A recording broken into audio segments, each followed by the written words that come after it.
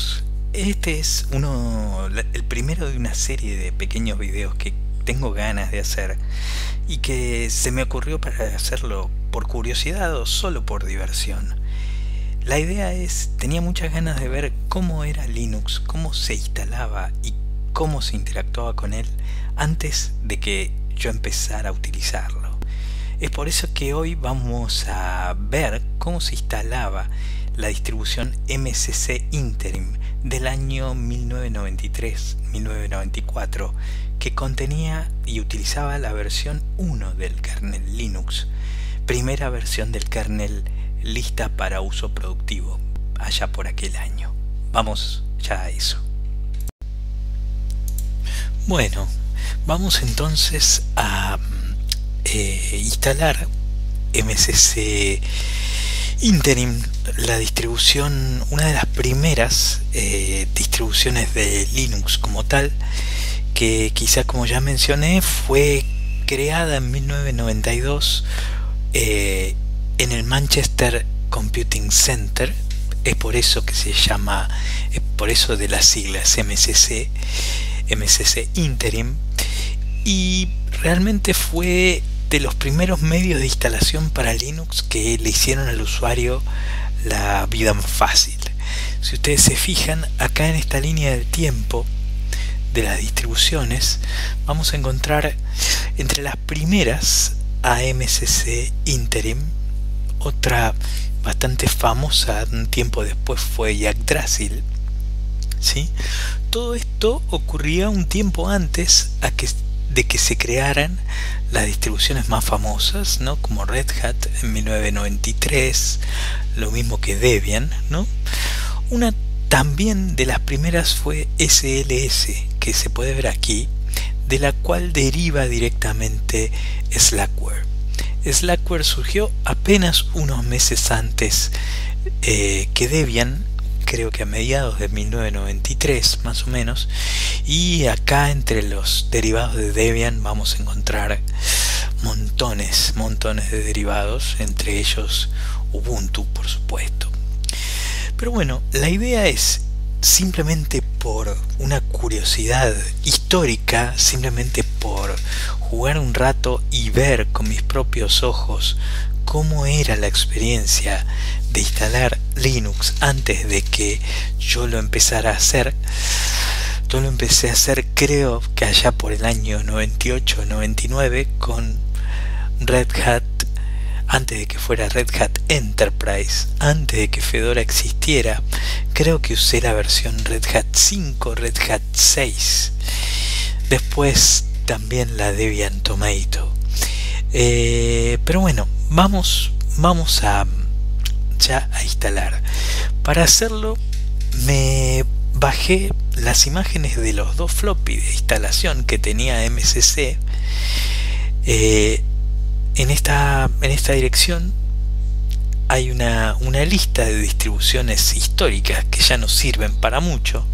Ven, acá está Red Hat 5, las primeras de Debian también, ¿no? Y vamos, en MCC es donde obtuve los discos, las imágenes de los floppy de instalación. Aquí en imágenes, no use debut y root son las dos imágenes que vamos a estar utilizando.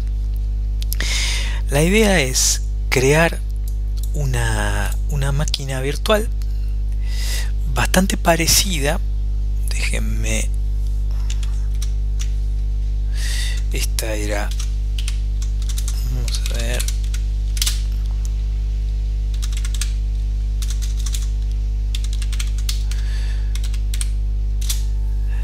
la idea sería crear una máquina virtual con unas características muy parecidas a, voy a copiar esto del historial aquí, déjenme sacar del fondo el Virtual Manager y fíjense un poquito. Este es el nombre de la máquina virtual que vamos a crear y le vamos a decir al hipervisor que utilice solamente 8 megabytes de RAM. 8 megabytes. La idea es hacer emular una PC lo más parecido posible a los 486 de aquella época. La variante del sistema operativo es tipo MS-DOS de vuelta. Es para que esa máquina virtual se comporte de forma bastante parecida a aquella. Le vamos a decir que el disco de arranque es esta imagen, que es la que les mostraba recién, que descargué. Y en lo que tuve que renegar bastante es, fíjense, este es el path a la imagen del disco virtual que vamos a utilizar. En lo que tuve que renegar bastante es en el hecho de que había que setear una imagen de un tamaño acorde a un disco rígido de aquella época. Es por eso que aquí le estoy diciendo que me use una imagen o un disco virtual de solo 40 megabytes, ¿sí? 40 megabytes. Y esto último es para que arranque directamente desde el floppy. Aquí vamos a tratar, podemos, si queremos, levantar un VNC directamente aquí. Minimizamos algunas cosas.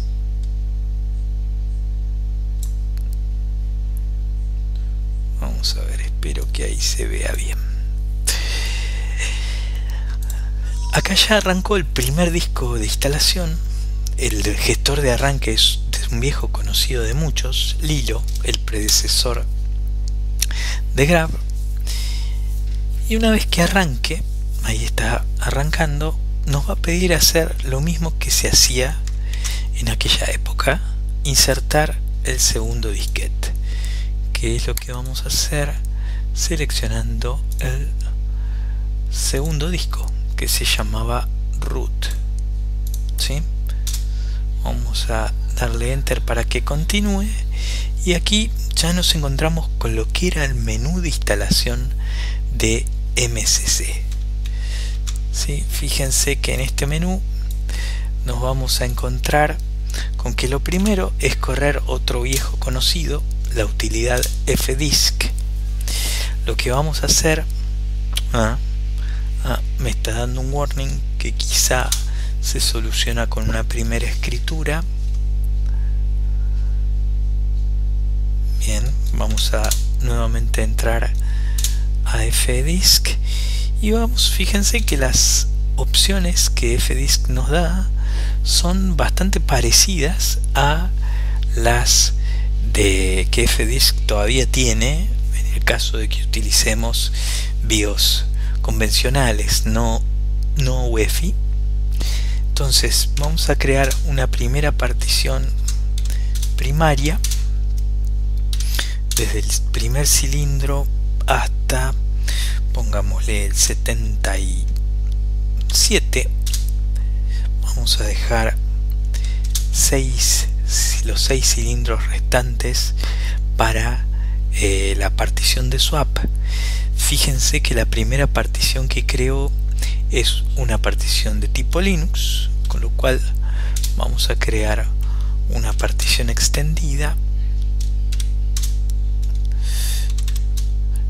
que ocupe los cilindros restantes, y también una partición lógica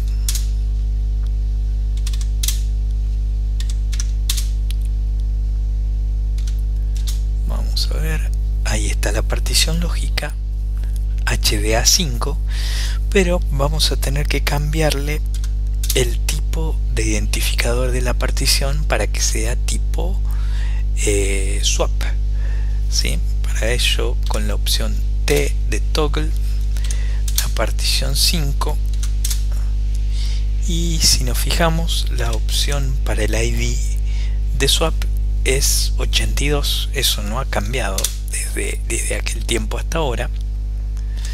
Veamos cómo está la tabla de particiones. Ya estaría lista. lo único que nos va a quedar es hacer que la primera partición sea booteable. Ustedes pueden ver ahí el asterisco indicando que esa partición es booteable. Vamos a guardar los cambios.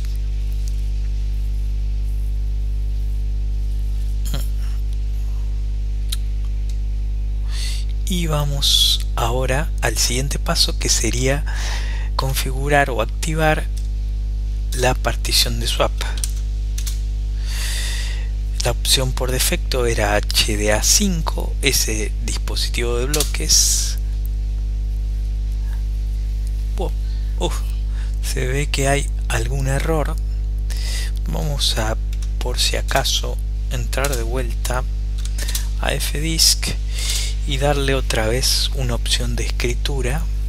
Ahí me está mostrando algo más, me mostró algo diferente en la salida. Hay que tener en cuenta que esta no es una máquina física, estamos en una máquina virtual, y mi máquina host además está con la CPU a tope, es una máquina bastante antigua. Entonces vamos a setear la partición de swap en la opción por defecto, y ahora sí, si se fijan aquí, agregó o le dio, ejecutó el comando mkswap. En definitiva, eso sigue siendo de la misma forma. Con la siguiente opción la activamos, ya estaría activa, el equivalente al swap on, y el paso siguiente sería crear el sistema de archivos para la partición raíz. Va a ser tipo ext2. Ahí creo que ya lo ha creado, ¿sí? Paso siguiente sería instalar los binarios en la partición, en el sistema archivo raíz, que es el que indica allí, HDA1, y ahí nos pregunta si hay otra partición que quisiéramos montar. Por ahora no.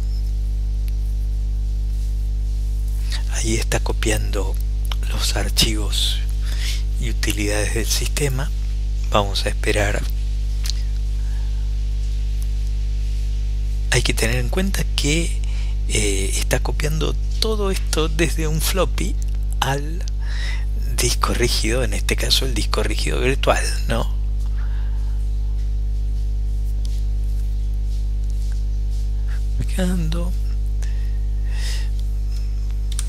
Podemos poner el teclado en español. Por ahora software de networking no vamos a utilizar, y acá es donde nos pregunta si queremos instalar al hilo en la MBR.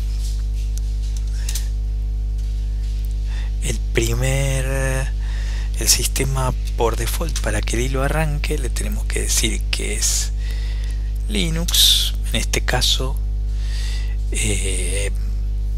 solo estamos instalando Linux en esta máquina virtual, y esta es seguramente una de las características que en aquella época hizo que la popularidad de Linux empezara a crecer, porque de todos los Unix que había para PC compatibles, para derivados del IBM PC, para clones 486, Linux fue de los primeros en incluir un sistema, en permitir un sistema multiboot, es decir, que tuviéramos más de un sistema operativo en el mismo disco rígido, que era en aquel momento algo bastante costoso, ¿no? Entonces uno podía tener en el año 94 o 95 o inclusive antes, podía tener una partición de DOS en donde jugar al Príncipe de Persia, y en otra tener una partición de Linux. Bien, ahí nos pregunta cuál era el path en donde va a encontrar el kernel. El por defecto va bien, el nombre para el sistema, y acá nos pregunta si teníamos otra versión u otro sistema para indicarle al hilo, y no tenemos más, así que vamos a instalarlo nada más. cuál sería el drive desde el que vamos a instalar paquetes. Y bueno, seguramente un floppy drive de 3,5. Bien, a esta altura ya nos dice que podemos retirar el disco y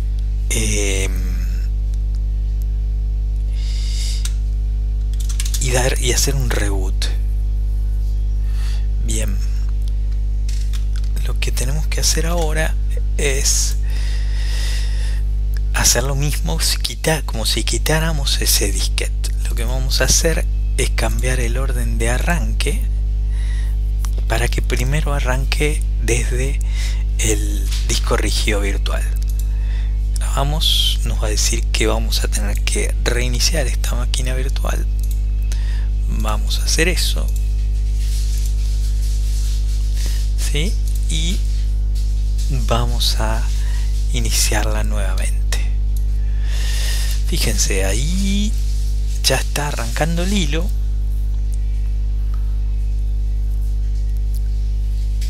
En Linux, y ya tenemos el prompt de el usuario. Fíjense que MSC en esta versión que estamos usando ya incluía el kernel 1.0 de Linux, que fue de los primeros kernels ya aptos para uso productivo. Esta versión es del año 94. Decíamos antes que MSC se había iniciado en el 92. Y fíjense, en el directorio etc nos vamos a encontrar ya con viejos conocidos, el archivo inittab que define cada uno de los run levels, ¿sí? y qué iniciar en cada uno, ¿sí?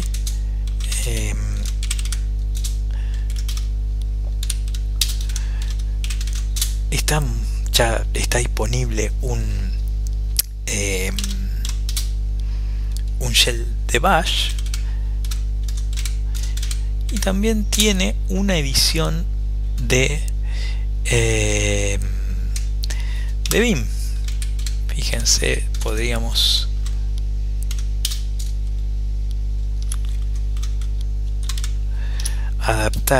cambiar el mensaje de bienvenida, o me dice que el archivo es de lectura nada más. No lo voy a poder hacer, voy a tener que hacer primero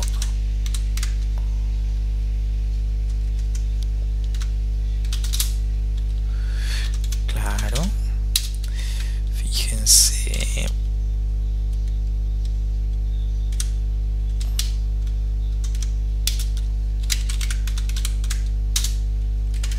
a ver si ahí lo podemos editar.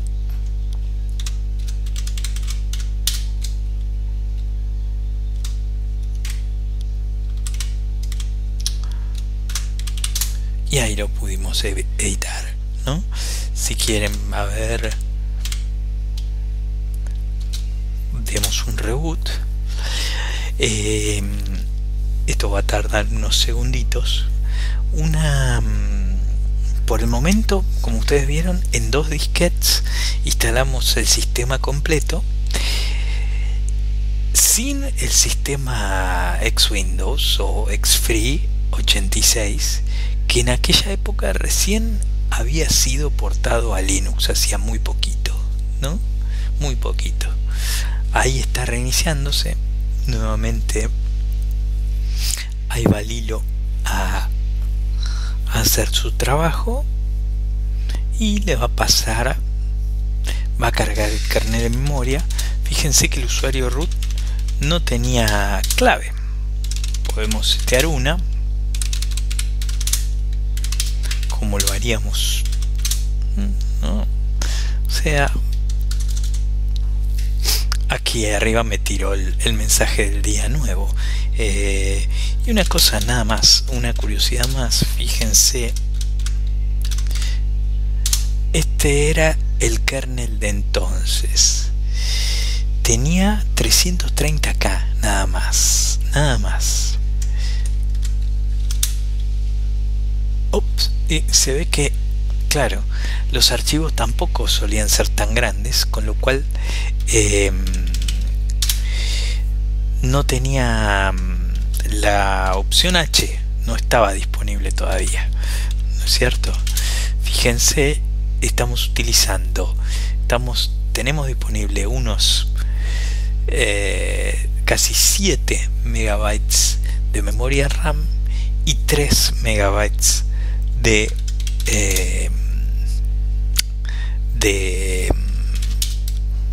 swap, ¿no? Bueno, de pronto para otro momento podemos probar instalarle algunos paquetes, a ver cómo se instalaban algunos paquetes. La gran diferencia, ¿no? La gran diferencia que hicieron estas primeras distribuciones era que los usuarios de Linux de aquel momento no tuvieran que instalarse todo por separado. Las utilidades de GNU, las utilidades de BSD, Bash o el kernel que quisieran utilizar entre los que había, ¿no? Y el kernel tampoco, ¿no? Perdón, antes lo cual hizo que esto fuera ya bastante sencillo. La verdad, como vimos, el procedimiento no tenía nada esotérico. La única diferencia como lo instalaríamos hoy en día es que los gestores de instalación de hoy en día toman muchas decisiones por nosotros, haciéndonos la vida más fácil, ¿no? Quizá la gran diferencia en aquel momento era que ni por asomo teníamos la cantidad de paquetes de software disponibles para instalar en el sistema como lo tenemos hoy en día. Bueno, y con eso es todo por hoy. Nos vemos en cualquier otro momento.